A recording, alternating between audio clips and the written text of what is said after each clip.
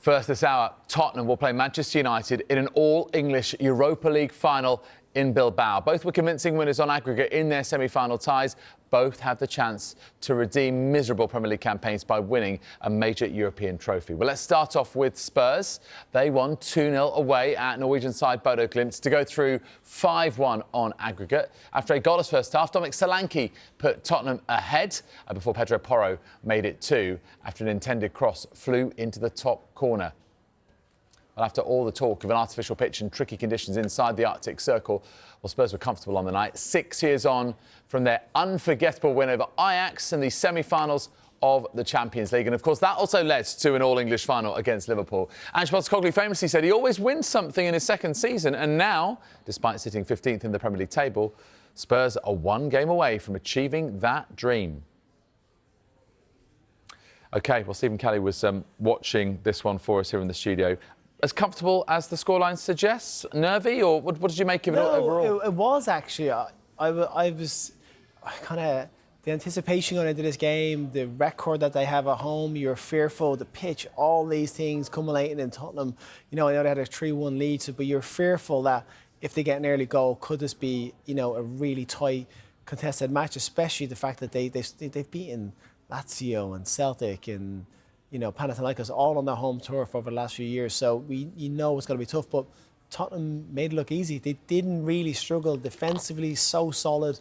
And Bentancur and Bissouma middle of the park. And Bissouma, I think, has struggled for a lot of parts of the season, and he was excellent. Bentancur struggled through injury, but back to what his best was. Two fullbacks staying intact, Romero and Van de Ven, excellent at the back together. And it was just a really assured, comfortable performance, and I think they made it look easier than what it could have been. So yeah, really, really happy with the way I went in the final. Dominic Solanke seems to be just picking up a bit of momentum now. You know, more comfortable in the Spurs shirt, perhaps. You know, that very high price tag, you know, seems to have sort of been earned back with some crucial goals, and you needed that goal to settle the nerves. Yeah, I think for Solanke as well, for every forward, goals is what's important for their confidence, for the team. They're judged on that. But his work rate he does off the ball, for what he does for the team, is being brilliant. The way he presses, you know, today they played a little bit longer, weren't so passing through the lines, ball going up to him, and just forced errors on their side. And I think, you know, through the whole game, I think he was excellent. I think the last few games, he runs himself ragged every match, and, you know, his reward is the goals. He's got a couple of penalties in the build-up to this match, and then the goal from open play today was pounce in the box, really good, reactive finish from him. So, yeah, he's been a really important player, and the fact that he was fit, you know, you wrap him up in cotton wool going to that final. I don't think Tottenham can take any risks with those starters between now and their season. The Premier League is done. They're going to finish 17th, 15th, 14th. It's not going to have a huge impact on their season. This is their season, and those players all have to come through it. I'll come back to that point in a second.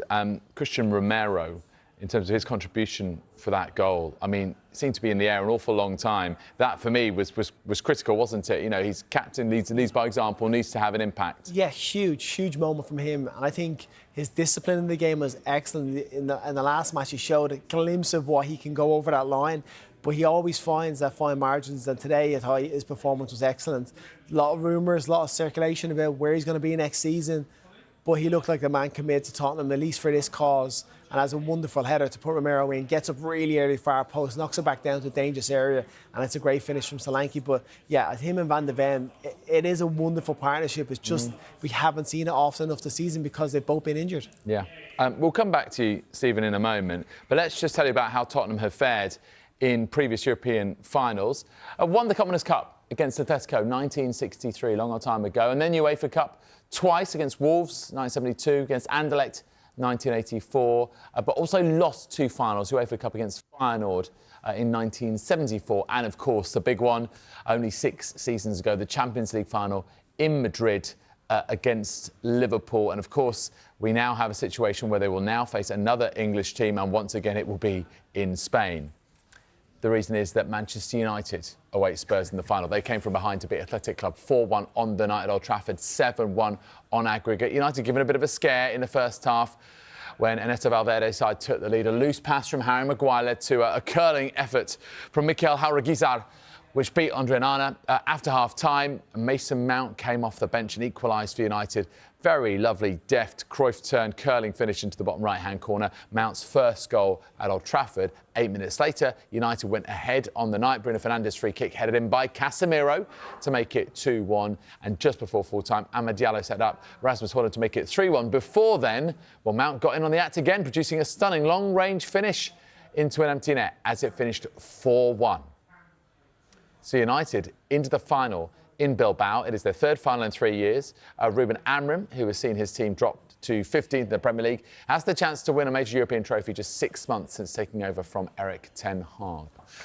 Mike Phelan was watching this one with us. And again, I mean, you know, the scoreline 7-1 suggests this was easy over the two legs for United. Perhaps not the full picture. Well, the scoreline was convincing. Yeah. You know, without a shadow of a doubt. I mean, they did the damage away from home in a two-legged competition.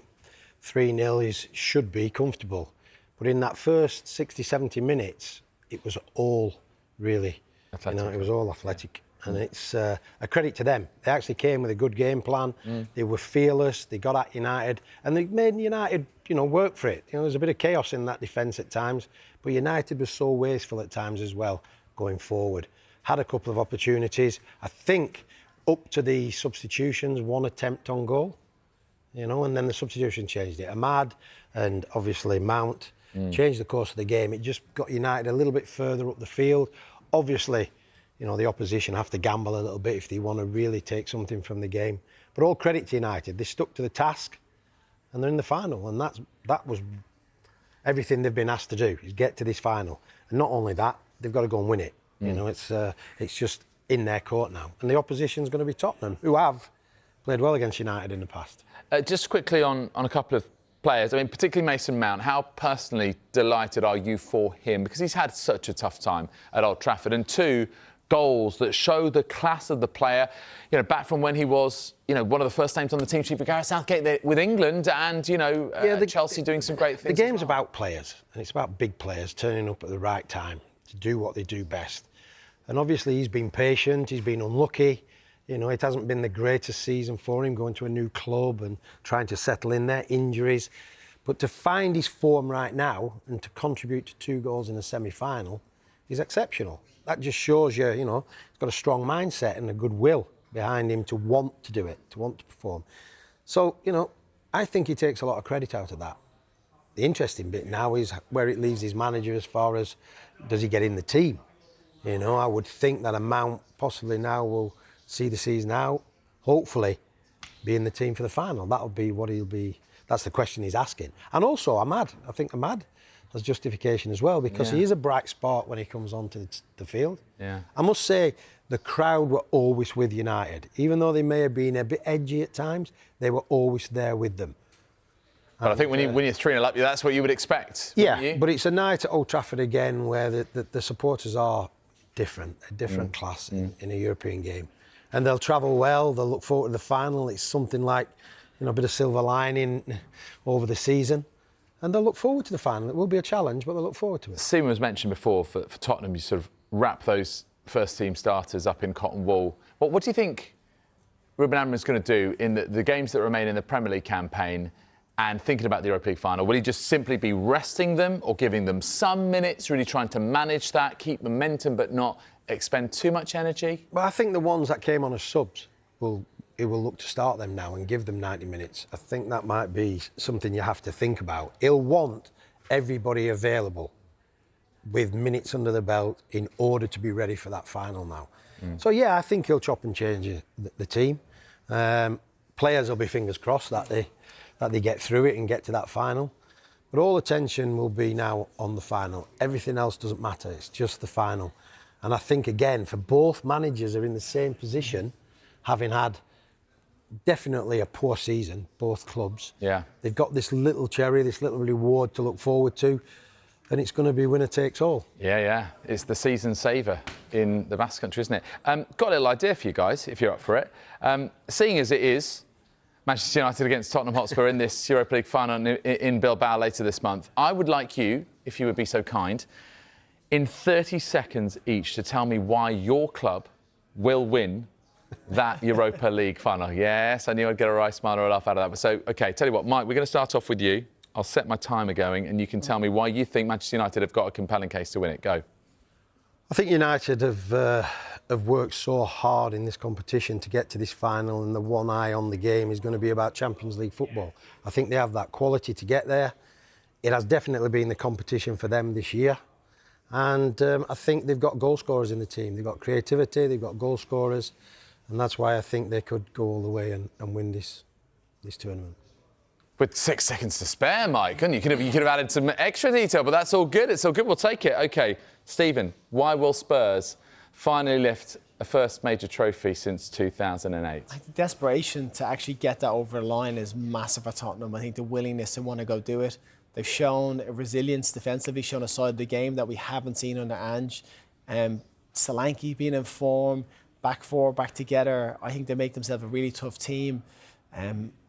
I get Maddison's going to be out, but when you have Kulusevski coming back in the front, put an absolute shift today as well. I think they've got enough players, and we've shown in the past we can beat United. And just to throw Ange again, he always wins a trophy in his second season. So that's why I'm going to end on that. Wow.